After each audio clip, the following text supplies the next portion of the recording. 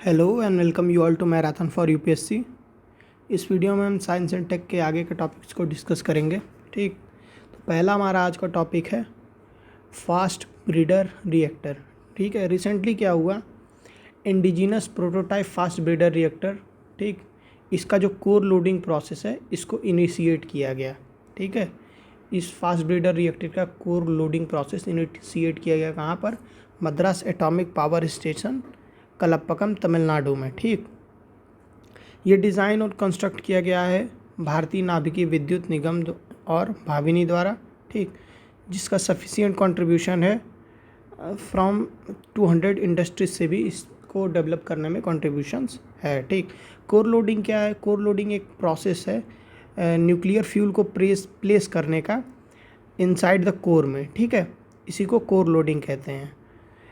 Nuclear reactor के जो core में न्यूक्लियर फ्यूल को प्लेस करने का जो काम है उसको कोर लोडिंग कहते हैं। ठीक, कंप्लीशन ऑफ कोर लोडिंग से क्या होगा, फर्स्टली अप्रोच टू क्रिटिकलिटी। ठीक, जो न्यूक्लियर स्टेज होता है उसमें हम क्रिटिकलिटी के तरफ बढ़ गए, टुवर्ड्स क्रिटिकलिटी के तरफ हैं। ठीक, क्रिटिकलिटी मीन्स क्या है, initiation of self sustaining nuclear fission reaction. ठीक, क्रिटिकलिटी का मतलब initiation of self sustaining nuclear fission reaction. Nuclear terminology में क्रिटिकलिटी का यूज़ इस प्रोसेस के लिए किया जाता है जिससे 500 मेगावाट की इलेक्ट्रिसिटी जनरेट हो सके फास्ट ब्रीडर रिएक्टर से। अब भाविनी क्या है देखते हैं, भारतीय नाभिकीय विद्युत निगम। ठीक, गवर्नमेंट ऑफ इंडिया की company under administrative control of department of atomic energy के अंडर आती है। 2003 में इनकॉर्पोरेट किया गया था पब्लिक लिमिटेड कंपनी के तौर पे। इसके ऑब्जेक्टिव्स क्या क्या हैं, पहले तो कंस्ट्रक्ट और कमीशन करना द फर्स्ट 500 मेगावाट इलेक्ट्रिसिटी। ठीक, फास्ट ब्रीडर रिएक्टर जो बनाया जा रहा है इसको कंस्ट्रक्ट और कमीशन करना। दूसरा क्या है, to pursue construct commissioning operation and maintenance of subsequent FBR for generation of electricity. आगे चल कर के भी जो सब्सिक्वेंट FBR रिएक्टर्स बनेंगे उनके भी कंस्ट्रक्शन में, कमीशन में और ऑपरेशन में मदद करना। ठीक है, under the provision of atomic energy act.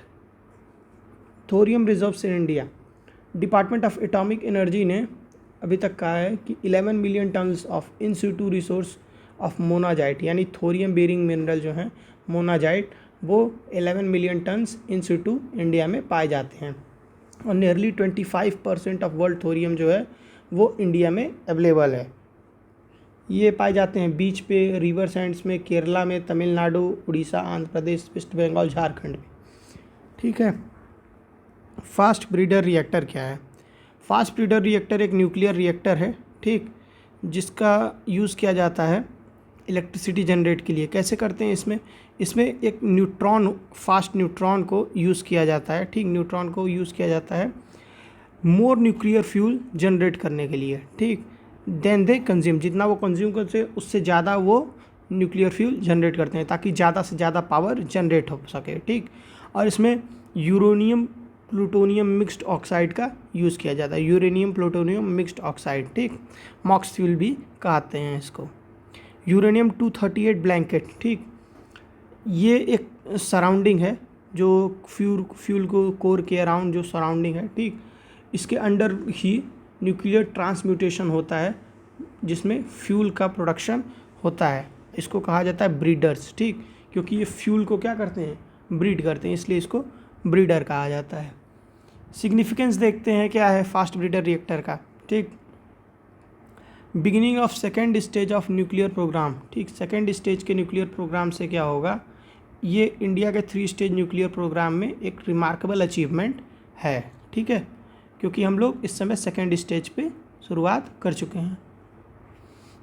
Paves way for third stage, third stage के आगे का रास्ता भी ये आगे प्रशस्त करेगा। ठीक, फास्ट ब्रीडर रिएक्टर में क्या होता है, थोरियम 232 का भी यूज़ किया जाता है as a blanket nuclear transmutation के लिए। ठीक है, ट्रांसम्यूटेशन से क्या होता है, थोरियम जो है ये क्रिएट करता है फिसल U233। ठीक, जिसका यूज़ किया जाता है as a fuel in third stage.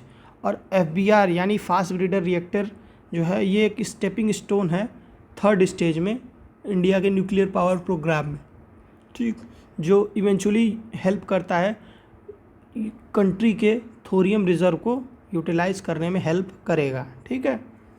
Technological advancement, once commission India will be second after Russia to have commercial operating FBR। Russia के बाद इंडिया सेकेंड होगा जो जिसके पास कॉमर्शियल ऑपरेटिंग FBR हो। चाइना के पास इससे रिगार्डिंग स्मॉल प्रोग्राम है, ठीक। US, फ्रांस, जर्मनी के पास भी था जिसको शट डाउन कर दिए हैं सेफ्टी कंसर्न्स की वजह से। इससे क्या होगा, वेस्ट रिडक्शन भी कम होगा, ठीक, क्योंकि इस जो फ्यूल स्पेंड होता है फर्स्ट स्टेज पे उसको क्या होगा, न्यूक्लियर वेस्ट में से उसको फिर से निकाल करके थर्ड स्टेज और बाकी स्टेजेस पे यूज़ किया जाएगा, जिससे जियोलॉजिकल डिस्पोजल जो फैसिलिटीज़ हैं इनको भी अवॉइड किया जा सकता है, जैसे डीप सी पेनिट्रेशन वगैरह किया जाता है, ठीक है। तो उसमें भी कम से कम न्यूक्लियर वेस्ट जाएगा। ये देखते हैं फिसल मटेरियल क्या होता है। फिसल मटेरियल वो मटेरियल होता है जो फ्यूजन रिएक्शन के अंटर आता है, ठीक। ये और अदर हैंड पे एक फर्टाइल मटेरियल होता है जो अपने आप में फिसल नहीं होता है, ठीक। ये कन्वर्ट होता है फिसल मटेरियल में बाय इरेडिएशन। न्यूक्लियर रिएक्टर के अंदर जो इरेडिएशन जो होता है उससे ये कन्वर्ट हो जाते हैं। एग्जांपल के लिए यूरेनियम 238 और थोरियम 232 ये फर्टाइल मटेरियल हैं और फर्दर ये कन्वर्ट हो जाते हैं फिसल मटेरियल प्लूटोनियम 239 और U233 में, ठीक है। 3 स्टेज न्यूक्लियर पावर प्रोग्राम जो है ये इन्वॉल्व करता है conversion of fertile material into fissile material, ठीक। फर्टाइल मटेरियल को फिसल मटेरियल में बदलने का ये प्रोग्राम है। India's 3 stage nuclear power programme क्या है ये, ठीक। About 2 to 3% of world uranium reserve India में लाई करते हैं, ठीक। और but one of the largest shareholder है इंडिया ग्लोबल थोरियम रिजर्व्स का। होमी जे भाभा जो father of Indian nuclear programme थे, इन्होंने डिवाइस किया 3 स्टेज न्यूक्लियर पावर प्रोग्राम को, ठीक है, 1950 में। Make India's most uranium reserve and abundant thorium reserve, ठीक, ताकि इंडिया के जो थोरियम रिजर्व हैं उसका प्रॉपर यूज़ हो सके, ठीक। इंडिया का 3 स्टेज न्यूक्लियर पावर प्रोग्राम क्या है, ठीक। पहले स्टेज 1 पे देखते हैं। स्टेज 1 पे प्रेशराइज्ड हैवी वाटर रिएक्टर्स होते हैं, ठीक। इसमें नेचुरल यूरेनियम, ठीक, जो 0.7% U235 है, जो ये फिजन रिएक्शन के अंडर जाता है और एनर्जी रिलीज़ करता है। रिमेनिंग 99.3% जो U38 है ये कन्वर्ट होता है प्लूटोनियम 239 में। स्टेज 2 पे क्या होता है, FBR जो फास्ट ब्रीडर रिएक्टर होता है ये प्लूटोनियम को एज अ फ्यूल यूज़ करता है, ठीक। और मिक्स्ड ऑक्साइड जो MOR हम ऊपर देखे थे, मिक्स्ड ऑक्साइड ऑफ प्लूटोनियम 239 और 238, ठीक, ये फिज़न के अंडर जाते हैं। प्लूटोनियम 239 अंडरगोस फिज़न, प्रोड्यूस करता है एनर्जी और मोर प्लूटोनियम 239, ठीक। इसीलिए ये यहाँ पे एज अ फ्यूल यूज़ हो रहा है 239 और यहाँ पे और ज़्यादा जनरेट कर रहा है 239, ठीक। तो इसीलिए इसको फ्यूल जनरेटर या ब्रीडर भी कहते हैं, जैसे हमने ऊपर पढ़ा। थोरियम 232, ठीक, will be introduced one sufficient inventory of plutonium 239 is built up. जब प्लूटोनियम 239 का बिल्डअप हो जाएगा तो थोरियम 232 का भी यूज़ किया जाएगा। Stage 3 advance heavy water reactor, इसमें क्या होता है, इसको फ्यूल्ड किया जाता है थोरियम और यूरेनियम से, ठीक है। थोरियम ट्रांसम्यूटेड टू यूरेनियम 233 में, ठीक, जो पावर प्रोवाइड करता है रिएक्टर को। यहाँ पे देख लेते हैं जो नेचुरल यूरेनियम है, ठीक है, ये पहले रिएक्टर में यूज़ किया जाता है, ठीक। जो प्रेशराइज्ड हैवी वाटर रिएक्टर्स हैं उसमें यूज़ किया जाता है, जो इलेक्ट्रिसिटी जनरेट करते हैं 10 गीगावाट इलेक्ट्रिसिटी और डिप्लीट करते हैं फर्दर, ये प्लूटोनियम भी जनरेट करते हैं, ठीक। अब क्या होता है, जो PU होता है उस पर थोरियम का एज अ ब्लैंकेट यूज़ करके यूज़ किया जाता है, तो ये भी इलेक्ट्रिसिटी जनरेट करते हैं 300 गीगावाट की। साथ ही साथ प्लूटोनियम भी रिलीज़ करते हैं और यूरेनियम 233 भी रिलीज़ करते हैं फिजन के जाने के बाद, ठीक है। थर्ड स्टेज पे क्या होता है, जिसको ब्रीडर स्टेज भी कहते हैं। यूरेनियम 233 जो ब्रीडर है, ठीक, थोरियम को एज अ ब्लैंकेट यूज़ करके जब यूज़ किया फिजन कराया जाता है तो यूरेनियम 233 रिलीज़ करता है और साथ में very large amount of electricity भी रिलीज़ करता है। ठीक है, आगे देखते हैं nuclear power generation in India की क्या कंडीशन है। पहले तो देखते हैं कहाँ कहाँ पावर प्लांट इंडिया में है। नरौरा एटॉमिक पावर स्टेशन जो यूपी में है, ठीक। Rajasthan atomic power station, Kakrapar atomic power station जो गुजरात में है, ठीक है। तारापुर एटॉमिक पावर स्टेशन जो कि गुजरात में ही है। Madras atomic power station Tamil Nadu. Kaiga generating station जो कि कर्नाटका में। कुंडलकुलम न्यूक्लियर पावर प्लांट जो कि तमिलनाडु में है। ठीक है, तो largest number of power stations कहाँ पे हैं? गुजरात में, याद रखिएगा। Largest number of nuclear power stations Gujarat में। प्रेजेंटली क्या है, इंडिया की जो न्यूक्लियर कैपेसिटी है वो 7.5 गीगावाट है, ठीक। 23 न्यूक्लियर पावर रिएक्टर्स हैं जिसमें से 19 PHWR हैं, ठीक। और 2 बॉइलिंग वाटर रिएक्टर्स हैं BWR और 2 प्रेशराइज वाटर रिएक्टर्स हैं। 3 टाइप के हैं। ऊपर हमने ये तीनों टाइप पढ़े हैं, ये ठीक है। ये तीनों टाइप जैसे PHWR BWR, ये हैवी वाटर रिएक्टर, ठीक है। ये चीज़ें अलग अलग स्टेज के हैं। 2 indigenously designed 700 megawatt PHWR have been recently added to Kakrapar atomic power plant, ठीक। करपकर एटॉमिक पावर प्लांट पे 2 700 मेगावाट इलेक्ट्रिसिटी जनरेट करने के पावर प्लांट भी लगे हैं जिसको इंडिजिनियसली डेवलप किया गया है।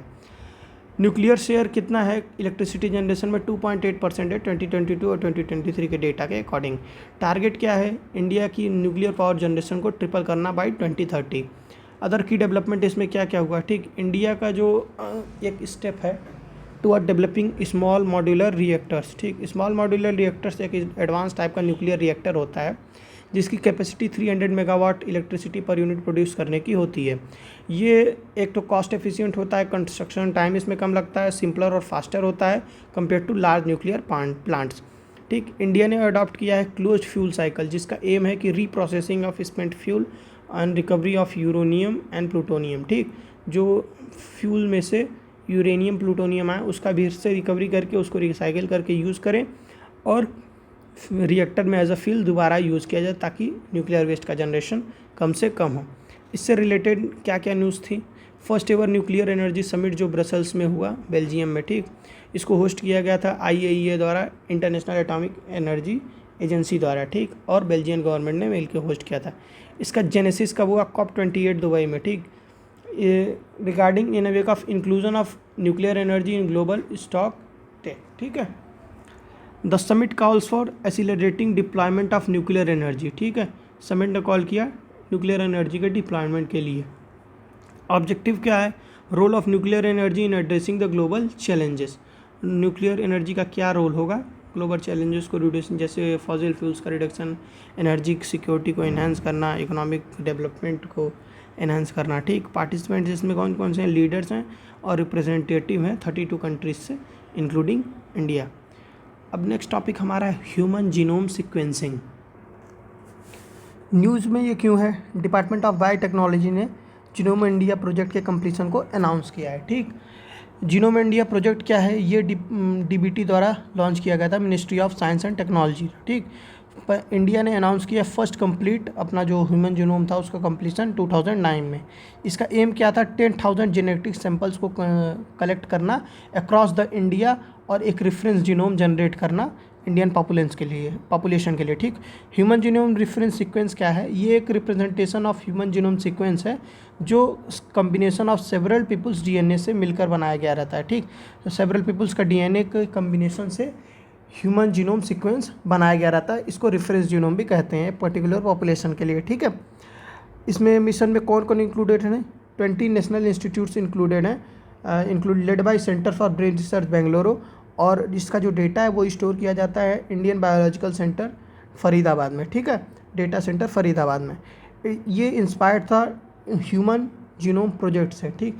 जो फर्स्ट इंटरनेशनल रिसर्च एफर्ट था ह्यूमन जीनोम DNA सीक्वेंस को रिकॉग्नाइज करने के लिए। अदर इनिशिएटिव इसमें क्या क्या है, ठीक। पहला तो इंडिजन प्रोग्राम है जिसमें क्या है कि जो पूरे जीनोम है उसकी सीक्वेंसिंग की जाएगी थाउजेंड्स ऑफ इंडिविजुअल के डेटा को लेकर के अलग अलग एथनिक ग्रुप्स से, ठीक। ये फंड किया जा रहा है CSIR द्वारा, ठीक है। Global alliance for genomic and health, ये क्या है, 2013 में फॉर्म हुआ था, नॉन प्रॉफिट अलायंस है जो एक स्टैंडर्ड सेट करता है जीनोमिक डेटा के यूज़ को लेकर के under the human right framework के अंडर। ह्यूमन जीनोम प्रोजेक्ट जो था, जो इंटरनेशनल लेवल वाला था, ये 1990 में लॉन्च किया गया था, कंप्लीट हुआ 2003 में, जिसमें 92% of total human genome sequence को इसमें स्टोर किया गया था। इसको लीड किया गया था international human genome sequencing consortium द्वारा, ठीक, जिसमें 20 साइंटिस्ट अलग अलग इंस्टीट्यूशन से 20 इंस्टीट्यूशन से इन्वॉल्व थे।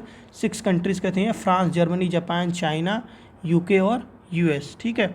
और ये एक database representative of India's diverse population इन्होंने क्रिएट किया, ठीक।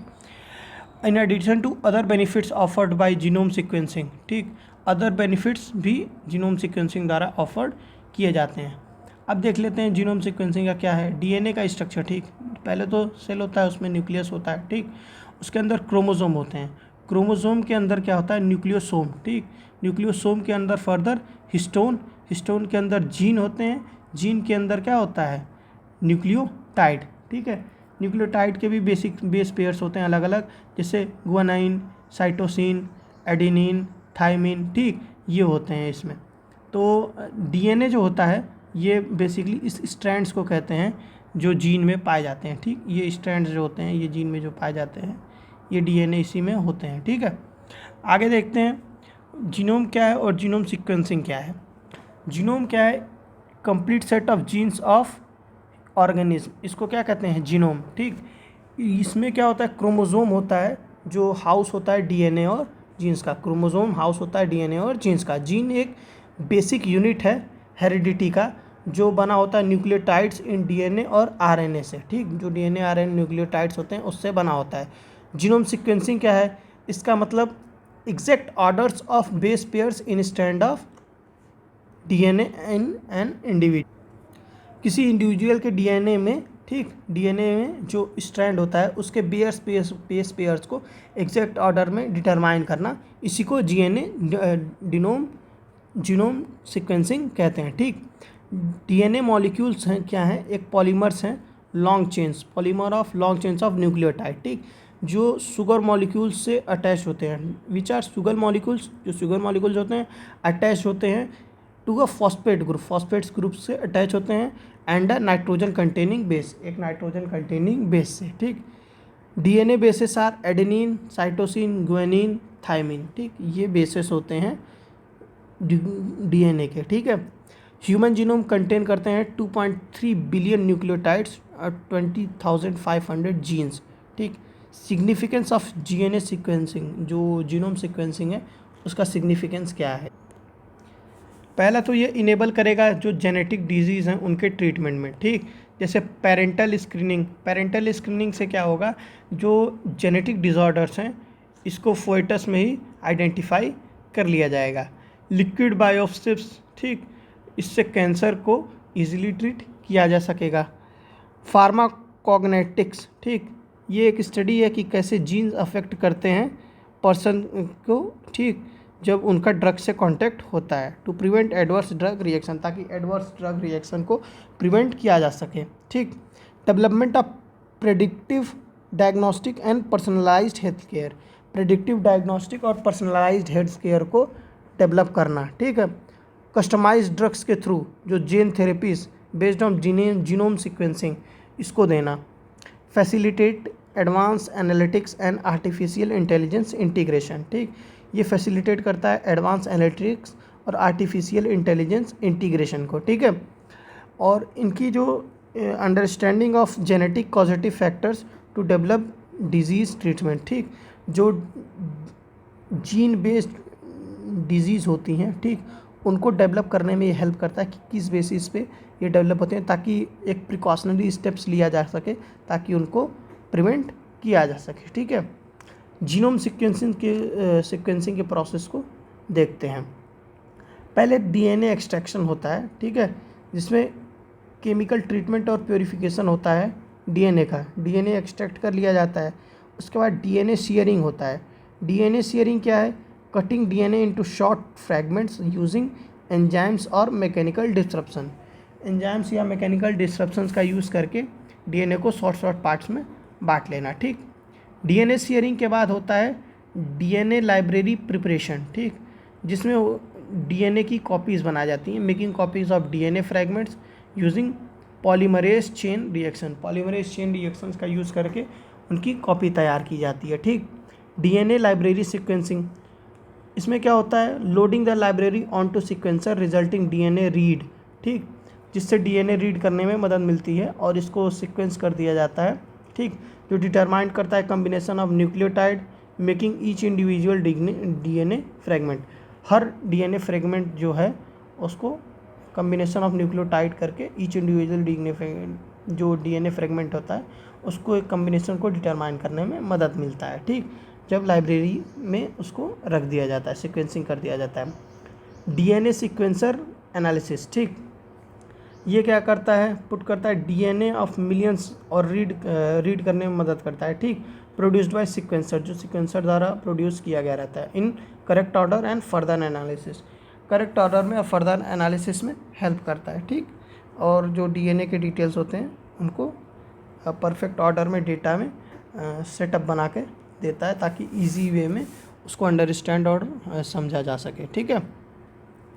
चैलेंजेस इससे क्या क्या हैं, पहले तो रेगुलेटरी फ्रेमवर्क नहीं है, ठीक, it limits quality and proficiency standard, जिससे क्वालिटी और प्रोफिशिएंसी स्टैंडर्ड हैं वो सेट नहीं होते हैं, जिससे डेटा का मिसयूज़ होता है। जैसे एग्जांपल के लिए जो सैंपल्स थे इंडिया में, ठीक, सिक्वेंस्ड किए गए थे and analysed abroad have been observe due to inadequate regulation, ठीक, उसको विदेश में भी देखने को मिला गया, जो सैंपल इंडिया में कलेक्ट किया गया और विदेश में एनालिसिस करने लगे ताकि उनके पास क्योंकि इंडिया में रेगुलेटरी फ्रेमवर्क नहीं था। प्राइवेसी एंड डेटा इशूज, ठीक, due to technology involving sensitive information such as personal data, medical history, family history with diseases, ठीक, टेक्नोलॉजी के इन्वॉल्वमेंट की वजह से जो सेंसिटिव इंफॉर्मेशन वो कंप्यूटर वगैरह में स्टोर होंगी डेटाज, तो उस पर एक थ्रेट है, ठीक है। फ्रेगमेंटेशन ऑफ जेनेटिक डेटा, जो डेटा रिमेनिंग इन सिलोस, जो डेटा अलग अलग हैं, ठीक, ये प्रिवेंट करते हैं access to public health decision making को, ठीक, अलग अलग पार्ट में डेटा बटे हुए हैं, ठीक, इससे क्या होता है जो पब्लिक हेल्थ के डिसीजन मेकिंग होती है उस पर ये इफ़ेक्ट डालते हैं। एथिकल इशूज़ क्या क्या हैं इसमें, ठीक, iniquity and low diversity, unregulated market forces जो हैं ये एक बैरियर क्रिएट करते हैं हेल्थ केयर में और access to specially for poor और एथनिक माइनॉरिटीज़, ठीक, discrimination based on genetic information, genetic information के बेस्ड पे डिस्क्रिमिनेशन भी फेस करना पड़ सकता है, जिससे prevent access to health benefits और इंश्योरेंस। जो डीएनए सीक्वेंसिंग यानी लो डीएनए या हाई प्रोन टू किसी डिजीज़ को रहेगा तो उनकी डीएनए सीक्वेंसिंग से, डीएनए टेस्टिंग से पता चल जाएगा कि ये हाई प्रोन है इस डिजीज़ को लेकर के, तो उनको इंश्योरेंस का बेनिफिट नहीं मिल पाएगा, ये सारी चीज़ें नहीं मिल पाएंगी, ठीक है।